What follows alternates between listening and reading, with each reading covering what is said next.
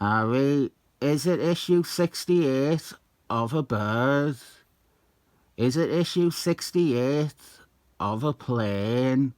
No, it is issue 68 of Superman. There is actually a plane in this, though. Superman versus Deathstroke. A fight that should last 2 seconds. But if you don't know, Deathstroke, they love trying to make everything job to him. We open on a runway. A plane is getting ready to take off, but it is being held up because there is a wanted fugitive on board, Deathstroke, and they are going to try and apprehend him. But Deathstroke deduces that he has been made and that they are about to spring a trap. And so here is Deathstroke.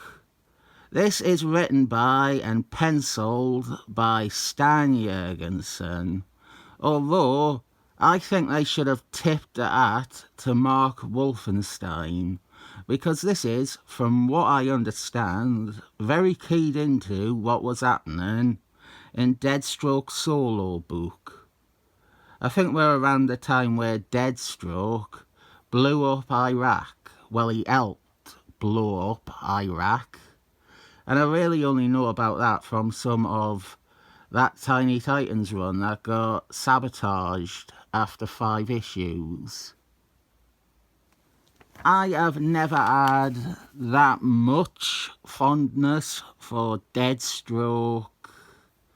He is an okay villain that DC want to try their hardest to force into being their best villain, or one of their best villains. And there was a time when Deathstroke was a lot better than okay, but they kept farming him out, or trying to make him be a villain to everyone, and you're left with a guy who's meant to be the coolest, most badass mercenary in the world, who gets beaten by every hero, and who groomed an underage girl. Top cop Maggie Gyllenhaal is on the case, though. She is action cop. She is the only one capable of actually pursuing the professional Deathstroke. One of the things with Deathstroke, when he had a solo title, was that they were trying to make him be honourable and noble. There's honour and nobility in the child rapist, don't you know? He won't let Maggie Gyllenhaal die in the flames of the crashed car because she is such a good cop. Here is Superman and Lois. Now, the mystery here for me was, this happens so much when I read ad Superman comics. I couldn't remember if this was before or after Lois learned his secret identity. It is quite a bit after, about a year after. But it's so confusing because there's 4 Superman titles, and I might remember that it is Action and Comics 662, but that means nothing when I'm looking at Superman 68. 1991 6 might be the better piece of information to remember rather than Action and Comics 662. And right now you should say hello to Small Universe Syndrome. I complain about this so much. If you don't know, Small Universe Syndrome, I think it explains itself, but it is best exemplified by Christopher Clairvoyant's Excellent Men. he will retcon and reveal that everyone is related to someone else or someone special. It creates a very small world, or a world that feels very small, where everyone knows each other or has an impossibly unbelievable link somehow. Like, it's not enough that Cyclist has a dad. His dad happens to be a space pirate known across the cosmos. It makes it feel like a very small universe because everyone knows everyone, and every character will have a link to whatever thing. And here we find out that Deathstroke fought in the Nam with Lewis's dad. What are the odds of that? It's not like there was only one unit deployed in Vietnam, but somehow these two unrelated characters not only crossed paths, but shared this very important experience. You might dismiss this criticism as a storytelling trope, that you've got to suspend your disbelief, and that I'm not treating stuff like this fairly. It's just shit writing though. And by the 90s, we know that DC is a big universe. And why would a writer want to limit it and make it seem exceptionally small with a pointless retcon that the Tiny Titans' arch enemy also happened to be best buds with Lewis's dad in the Vietnam War? It is a smidgen less awful than when Christopher Clairvoyant had Elliot Pride's dad in the same battalion as Dr. X and Wolfman, but it's not much better. You know what works? Roddy Rhodes. Him and Robert Downton Abbey Jr.'s history. That was the opposite. That made sense. Roddy Rhodes was admittedly a retcon, but it was part of his backstory rather than it being a random bit of bullshit to pointlessly link him to Iron Man. He was already linked to Iron Man, and that was the backstory explaining how they met.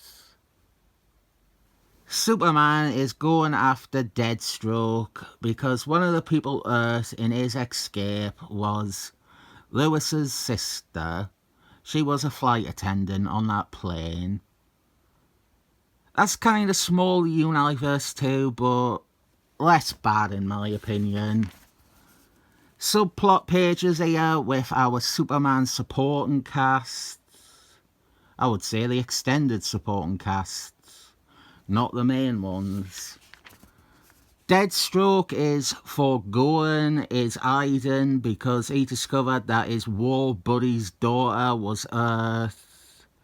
And so here is when Superman faces Deathstroke. One thing I do like is the story outright states immediately that this isn't a fight. Deathstroke wouldn't stand a chance. So instead it is about Deathstroke surviving, him getting away or him defending himself. Love this page here. Hank Miller style phantom images tracking his movement. There is another bit of backstory I should bring up. Earlier that year, there was a Superman crossover where Superman teamed up with Deathstroke, among others. But the working with Deathstroke was a big, notable part of that story. It was the most improbable, so it required more page time to explain and justify. And that is brought up, it is mentioned a few times in this. Superman sees Deathstroke as having betrayed his trust.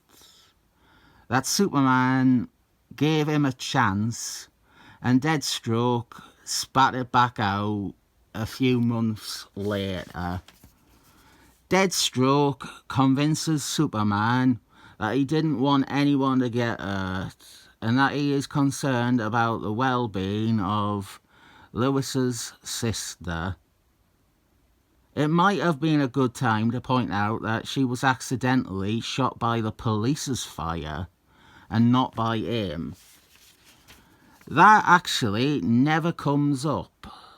Maybe to Deathstroke's credit, he is taking responsibility for it, and so he surrenders to the police to face whatever consequences he must. Great splash page here, another good one.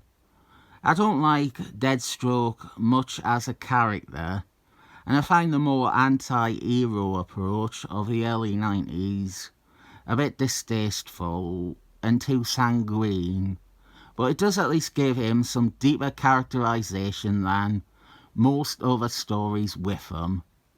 This is continued on in his series with issue 12, it says here.